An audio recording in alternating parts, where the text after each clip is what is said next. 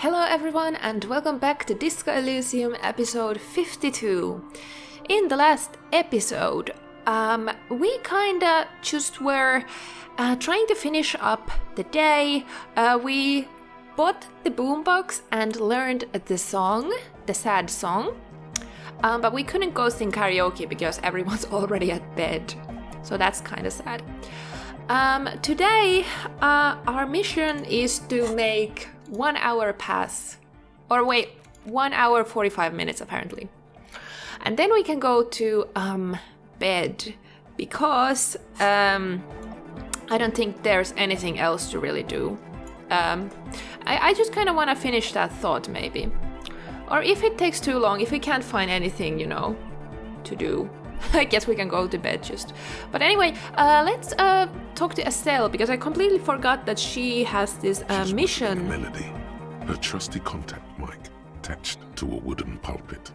At the sound of your footsteps, she stops what she was doing and turns to you. Yes, she has this mission of get Estelle to talk about her associates. And I think we've now set up the nightclub, so we should be able to ask her about them. Hey there. I've been recording some new audio from all these beams and rafters. The sounds travelling through the wood are pretty cool. Creaks and stuff. Like you're underwater, But like, underwater inside a tree. But that's not really what I wanted to talk about. I wanted to thank you instead. Makes sense. I've likely deserved some praise and adoration. Aw. Sure. Yeah. So thanks for getting me and my friends in here. And we even found some new associates, such as they are. How's everyone doing? Good, I think. Noid is getting a read on the place. I think he finds the carpentry very impressive. Andre's been setting up the compressor and dancing. Egghead's been keeping the party up. He's got the stage under control. Sauna, the programmer, she's doing whatever she does. Behind that radio computer of hers. She doesn't talk to us much. And the crab man hasn't shown himself, thank God. This is me trying to explain what one of my partners is doing. Whatever they do. Because they're I guess a programmer. I don't know if I guess programmer, yeah. A coding type of person. so embarrassing. I don't understand at all what they do. I mean I do, but I can't put it into words. Anyway, now can you tell me about your associates finally? Sure. You helped us out. I can repay the favour. What do you want to know? Alright, so we can ask about all of these types. Also, one thing also that I forgot to do. I made a promise that I'm gonna start using these as skill points. And I had an idea that I would use one skill point at the beginning of the episodes so that after a few episodes we would have a little bit less skill points available. So I was wondering where I would want to use this, and I've been kind of liking Shivers. I like the kind of dialogue things, flashbacks or something I don't know, some senses or something it gets, because I think that fits our character well, because he's this paranormal type of person. So, and this says that it's cool for city lovers, the wisest of the streetwise, the genuinely supernatural. Yeah. So I think I'm gonna put 1 point into Shivers at the beginning of this episode. So yeah, I could also check out those white checks, but if I check them, I'm not gonna put a point into anything because I get so I'm trying to think a little bit less of this, try to do a little bit more of role playing, because it's ridiculous that we have so many skill points. So yeah, we have put 1 point into Shivers now, and I like that. Anyway, tell me about Suna. She's a bit odd, I have to say. Well, she's talk finished much. though. I'm not really sure how sense. to vibe with her, Seems like she's not in a very good mood most of the time. But earlier today she told me about Welkins. And she seemed oddly happy, like she had some idea with those little creatures. Some artistic idea. I didn't really listen, I was busy with my mic. Welkins. Okay. What about Tiago? Oh, the crab man. Still gives me the creeps the way he moves. But he doesn't actually come down that much, just climbs around the rafters. I just tried to stay away from the crab man. But he talks to Noid. They seem to have some thing going on. Oh, he talks to Noid. What for? Beats me. Noid said they get along somehow. They're both crazy enough, I guess. What does he do up there? Who knows? He doesn't really answer our questions, see? Not that it's easy to ask them. What are we supposed to do, yell up at the tower? Well, thanks. About the others? Who do you want to know about? Tell me about Andre. Andre? He's a cool guy. Doesn't really come off as one, but he is. To me, at least. He takes care of shit. Sorry. I mean, he's got a vision. What life should be, you know? She's still He scared tries to push swear things around until us. That's everything so falls into sad. place. He's an organizer. What has he organized? Nothing. But then again, there's nothing to organise around here either. He really wants this church thing to work. Must have taken it as a sign when he found it abandoned like that. Said it was an augury. I don't know where he got that from. Andre's not super intelligent. I've never seen him so psyched about anything though. And he's often psyched. Looks sort of desperate, like it's his last chance or something. Or maybe he was just high. I mean, not that he does drugs, just high, you know. On life? On his mother's love? Relax, girl. We're police officers, but we're corrupt.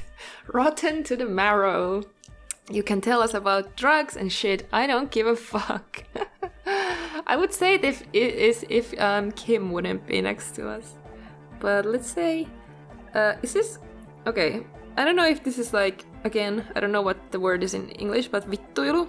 But I'm gonna say it. On his mother's love. Yes. Anyway. Is Andre your boyfriend? Yes. Oh yeah, I was wondering who was your boyfriend. I thought it would be Andre. He seems like the most better match, I guess, to Estelle, from the three of those guys. Anyway, tell me about the others. Who do you want to know about? Tell me about Noid. He's a four-burger, I guess, like the rest of us. Okay, maybe not Egg, I don't know about him, but Noid and the rest are from Forberg, making the pilgrimage up north to visit the Palaceum. He's real hardcore about the lifestyle. Mm-hmm. What does he do? What do you mean do? Like for a living? No, I meant for breakfast. Of course, for a living. I don't understand why can't we be so rude to Estelle. I like Estelle. Like, she's probably one of the nicest characters we come across, so... anyway, yes? He's a carpenter, trained and all. He's very Oh. good, he just doesn't have the mindset to work like that. In a shop somewhere. Interesting. That's because Noid is violently hardcore. I have internalized it. I understand why he doesn't stoop to servitude. Do you? Wow, you really have talked to him. Mm-hmm. Indeed. Noid serves no master but the beat. And you? Sir, I abide by the law. Uh-huh. A strange feeling. Every now and then, something feels off about the way she speaks. She doesn't change tone, but you feel as though there's more about her than she lets on. What is this pilgrimage you're talking about? It's just something poor Forberg kids do every spring. To pass the time, we walk the entire length of Boogie Street, up to Jamrock. Or as much as possible. Why wouldn't it be? I don't know, man. Have you been down Boogie Street? It's a little bewildering. Let's say I haven't been down Boogie Street. Oh, I'm sorry. Have I not told you that I'm a raging alcoholic who recently drank himself into an oblivion so deep he can't even remember what sounds like the biggest street in the city? Yes. No? Because I'm not. Now tell me something else, but well, I am. Okay. Then you should go and take a look, I guess. Boogie Street is cool. It's got a lot of immigrants and all kinds of different people. Yeah, Boogie Street sounds really awesome, just by the name. I want to go there so bad. I might just do that if I make it there alive. It's unlikely I'll make it there. Chest pains, need to continue drinking, but thank you. I might just do that. Yeah. I hope you do. Thank you. Actually, tell me about the others. Who do you want to know about? Well, what's the deal with Egghead? What do you mean? I thought you would know what I mean, but what does he think he's doing when he yells all that stuff? Oh, that. He's the party boy. He told me as much, but what exactly is a party boy? A Nordic music doesn't really do vocals in the traditional sense. Vocals are thought of as rock. That's to say they're a bit backward. No offence if you like rock music though. Rock music's cool by me. Pachoo, swish. Your credentials as the resident future man of Revachol are being questioned. Show her you're hip with the times, Grams. Goddamn right, rock music is the coolest rock music forever. No offense taken, go on. You don't have to tell me rock is backward. I am the future man. I abandoned rock in the 30s. Stupid rock.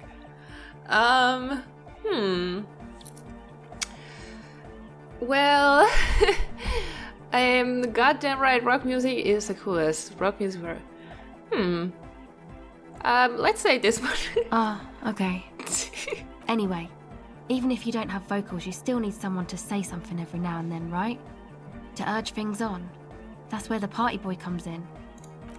He basically just stands on the stage and dances and yells how awesome everything is. It's very catchy. Sounds like a nice job. I understand. People are usually afraid to do things if others aren't already doing them. Dancing makes you dance, like sneezing makes you sneeze, or yawning makes you... Anyway. He looks around a little embarrassed of the enthusiasm of his interjection. Don't be embarrassed, Kim. I know you liked all this stuff. I know you do. You would not be here if you didn't. Where's he from? How long has he been with you guys? Actually, we don't know where he's from. Or who he is, really. One time we were out partying somewhere in backwater Forburg. Or maybe even Coal City. I can't remember. Maybe it was Coal City. Egg was yelling along to some jam someone was spinning, all night long. Just kept yelling until he didn't have a shred of voice left. When the sun came up over the mines. There were mines? Yeah, it was in Coal City. She nods. Egg came with us. He made this wheezing puppy dog sound all the way back. Couldn't even speak. It was definitely Coal City, because it took us 2 days to walk back to the fort. He just wheezed the whole way. We never really asked why he came with us. Or who he was. I think his name is Jermaine. People are sweet. She says quietly. You can see it must have been a great night. The memory causes her to go silent for a moment or two. You wish you'd been there. Yeah, hell yeah, I wish. Wherever there's a party, I wish I'd been there. Tell me about the others. Who do you want to know about? Actually, do tell me about yourself. Me? Again? Yes, I forgot. Tell me about yourself. I told you, I'm a silver bird. Yeah, what does that mean? There's that phrase again. Really reminds you of something. What does that mean? It means I don't answer questions about myself. But I'm a police officer, you have to answer me. There's more to you than you let on. Why am I not seeing it? What am I not seeing? All right. She picks up the tape recorder and looks you in the eye. There is. Fair enough. Thank you. Okay. Thank you. Some other questions. Sure. Catch the silver bird, legendary, reaction speed. Okay. Very low chance at succeeding. And it's a legendary one. Somehow feeling that we will never succeed at this. But I guess let's try it for the funsies. Ooh. Heal yourself now. Oh. The silver bird has already flown away. Okay, that happens. If you run out of morale, it like starts slowly going to 0. I assume like you probably just die if it goes to 0. But it kind of gives you that sort of a moment of like trying again, or not, like, you know, using a magnesium. Interesting. Well, that was scary, but okay. I completely forgot that our morale was that low. Yeah, we need to be a little bit careful with that. So yeah, let's see. Now we have 1 hour and 23 minutes left. Let's check our journal here. So we finished up that mission. We have done really well. We had like, in the beginning of the game I was so overwhelmed, like on Monday, because we had like 20 missions. I was like, oh my god, this is gonna be one of those games. But actually we've been doing really well at completing these missions, and they like come across you, so it doesn't like, yeah, it's like, it's not that much, you know, as it looks. It looks a lot, but it's not that much. Okay, well, let's see what else could we do. I guess I could ask soon about those, what were they, Welkins? Oh, I have a thought. Cold wind blows in from the broken gallery, makes your skin crawl. That was probably Shivers.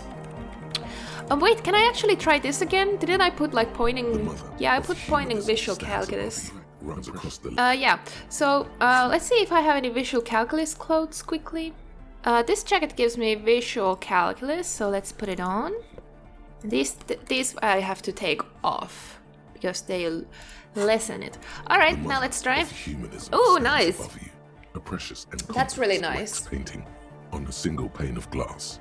A crack runs across the length of her body, her face oval and sad. So reconstruct the cracked glass with 58% chance. That's really nice. Nothing. Nope. Just the edge of the crack sparkles in the dark. That's frustrating a little bit. Okay, well, I guess then let's go talk to let me just put on my clothes that I had chosen already. Let's go talk to Suna and see if we can ask about those Welkins or something. Form a theory on the 2mm hole in the world. Okay. We cannot ask about that. I forgot we had this also, but it's logic and yeah. I am not surprised that we failed that one. Okay, so I think now we've finished talking to everyone here. Good morning, comrade. Yeah. Harder, car. Oh, I can still try giving the tape actually to Egghead. So I guess let's see. I don't think he wants it though. Tape. Yeah. Spins the tape until the space escape. Yeah. Because we already, learned the song, so I think we can give it away, but I don't think he's gonna take it. Give him the smallest shirt in Saint Sons. Righteous. He takes the tape and attaches it to the empty real slot, hand over ear. He listens, then shakes his head. No, can't do. This is gonna make people sad. This isn't sad, car. He hands the tape back to you. Okay, never mind. Communism forever. Oh, communism forever, hell yeah. Anyway, yeah, that was what I was like kind of expecting to happen. He wouldn't want that. We need to find something greater. And I think he said something that, that one guy, ooh, what was that? Thought? It came from the stained glass window. It has still letters on it too. What? Okay. That was a reference to something that was earlier there, so I don't remember. But yeah, it wasn't from the pawn shop, but it was like the guy who sold us, for example, this visor. So yeah. Winter. Ooh. Slow Now we get a lot of these shiver ones. Oh, what is happening? Oh, it's just zooming out. Look around you. The snow falls lazily, making the beach sand paler still, mixing with the rust-colored sewage runoff. And to think, it seemed as though it were already spring. I actually think, because I think I was in the last episode that I walked through this yard area, and I got this thought of like, where it said that I need to come back when there is snow. So I guess now there's snow, so I get this Shivers dialogue. And how does it feel? The melting snow seeps through your thin clothes. Grandmothers don't let their grandchildren out dressed so lightly in this weather. At least your hair is protected from getting wet and sticking together. You look around.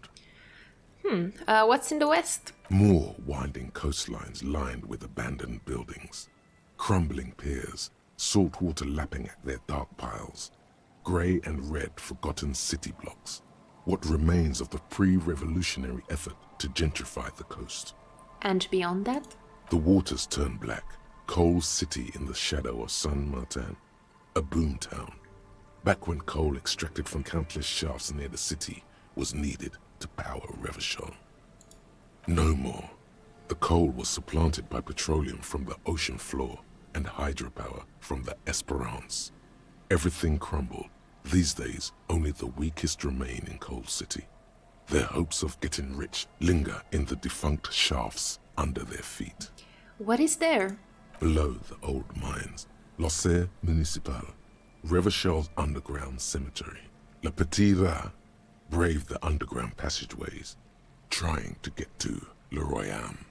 Le Royaume? Where the Philippian kings were interred, with their doctors and their admirals. Mausoleums, burial chambers, leaf gold still remains on the double door of the morning. Les Petits Rats? Children under 14, they go underground looking for artifacts to sell to foreign museums and for fabled relics. Their parents let them. They go deeper. Deeper.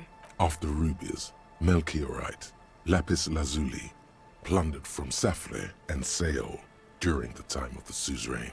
In the burial chambers of the kings, Grand old Philip, Guillaume II, and even in the mausoleum of Philip the Opulent.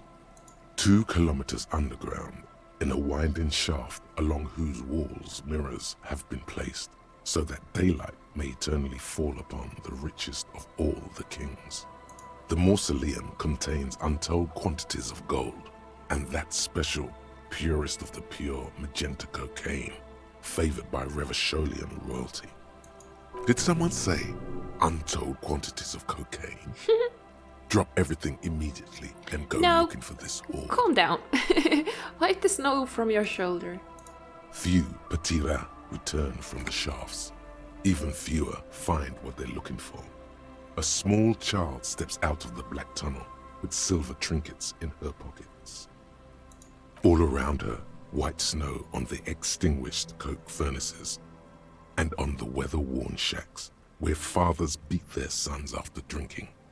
The snow melts on your fingers, turning to water. What's in the east? The canal you crossed to get here and beyond it. Martinez proper, the district the police forgot to police. There is laughter, lights, attempts at entrepreneurial activity, cynicism. Someone is scraping snow off their windshield at the roundabout, in the midst of which a statue of Philip III serves as a destination for grade school field trips and a fine perch for winter birds. That's all? Like all monuments, it's also a warning. 6-story ruins on the south side of the roundabout cast a long shadow over the profligate king. And further? A fenced-off yard. There's a truck belonging to a logistics company parked next to the gate. Bright light from a building behind the fence reflects off its hood. Clean white light coming from the windows of a clean cube-shaped office building hidden amidst ruins. A secret. Ooh. What's in the north? An abandoned church that's being turned into a dance club. Hell yeah. 4 youths are hard at work there, making it ever harder core. And further north? A serpentine North. strip of North. land weaving its way into the Martinez Inlet. Unfortunates on the run from the law, from themselves, sometimes hide out on nearby islets. Little dots in the ocean that are occasionally submerged when the tide is high and the weather foul. And on the islets? The remains of a camp on a jagged piece of rock, a tent, old dishes and cutlery, long since abandoned. A hermit crab scuttles among the debris, looking for a new shell. Further out, the lights burn bright on Resurrection, way beyond Martinez, a popular spa destination for ample-bodied Ozon kids with equally ample pockets. And on the other side of the inlet? Then there's Ozon, but the snow falls too thick. You cannot see that far. Before that, before the curtains are drawn? The Bay of Revachol, vastness, great depth, over 1,200 meters at its deepest. Water, air-brinier than here. It is crisscrossed by huge cargo ships bearing company logos. Wild pines, Zam, Maurien, and at the farthest reaches of the Bay of Revachol, the shadow of the Coalition warship, Archer, on perpetual patrol duty, ready to unleash artillery fire if you were to rise up against the market. You shudder.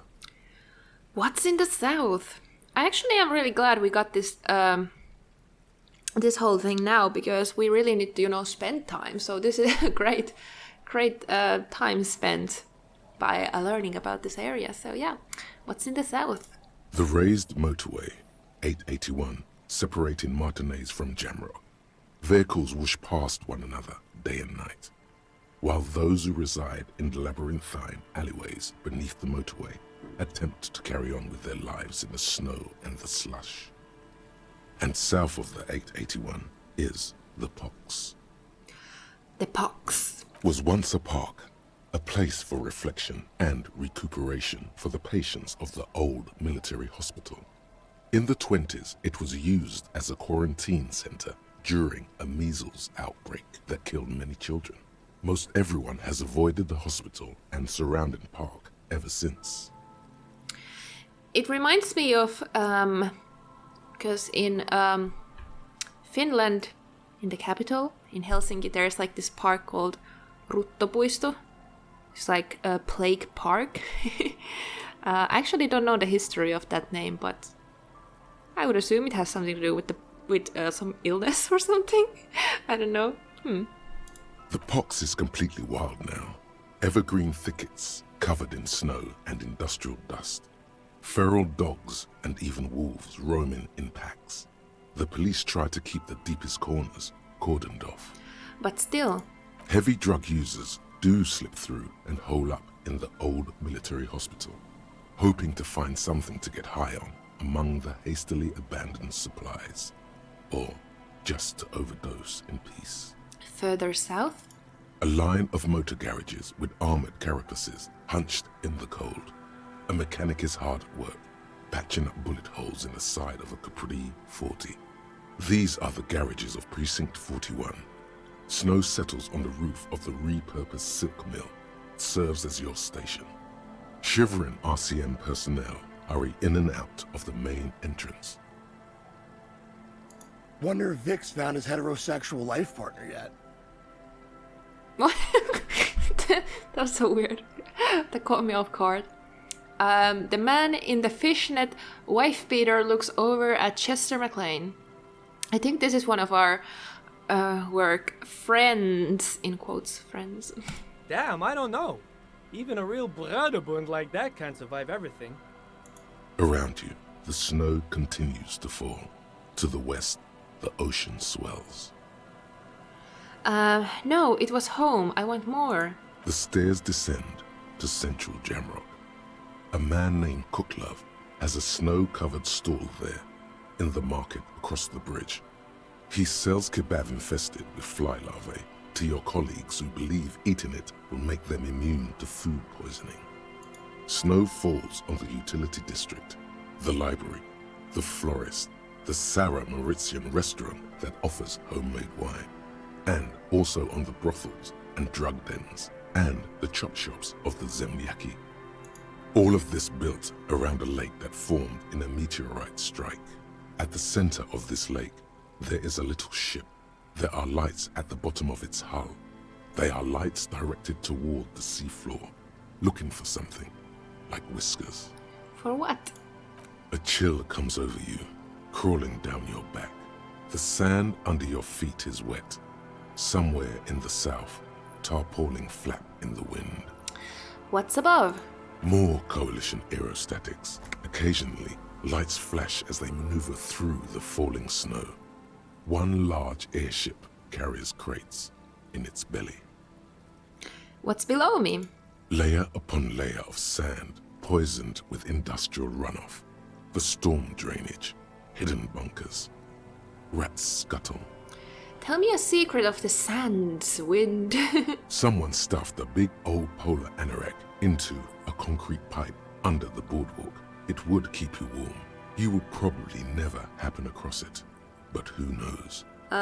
Okay. Interesting.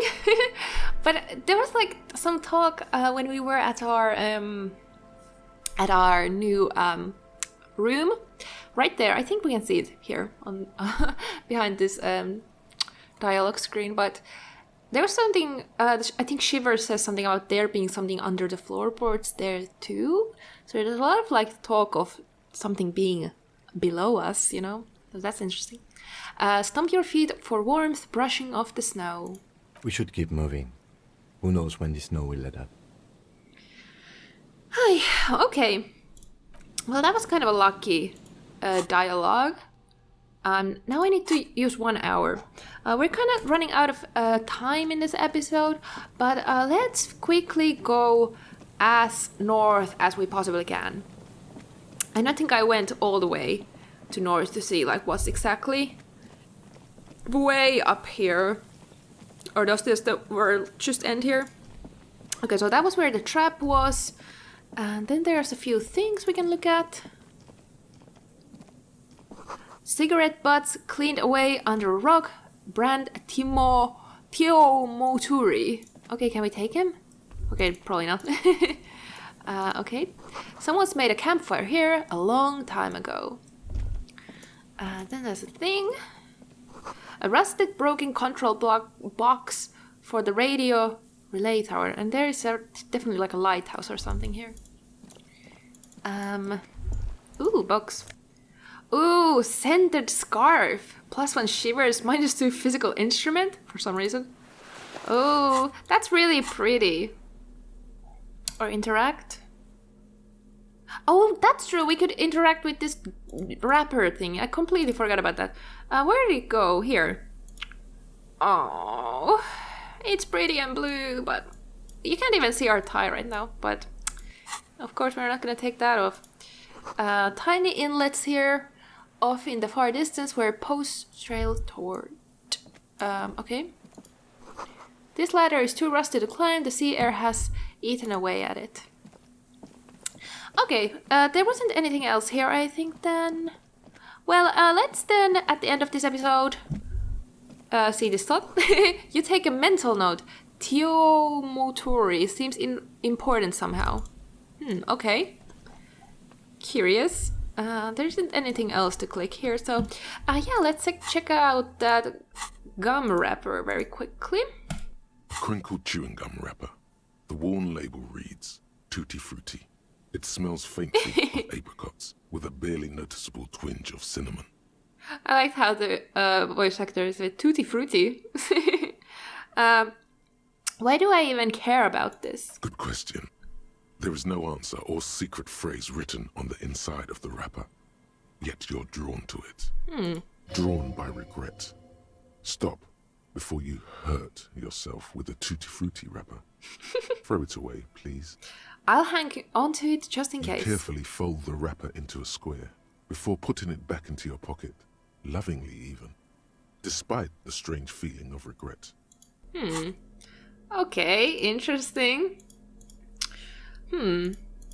Well, that wasn't very much dialogue we got out of that one, but okay. Well, I guess I'm gonna have to end this episode here. In the next episode, I guess I'm gonna try to find someone still to talk to. I don't know if Joyce would be out at this hour anymore. It said in those game hints that everyone goes to bed, or like most people are at bed at 2 a.m. And it's not 2 a.m. yet. I guess we can quickly teleport there and see, because now we're at the church. So let's travel there quickly and go see if Joyce is out still. Oh, Joyce is there still. That's interesting.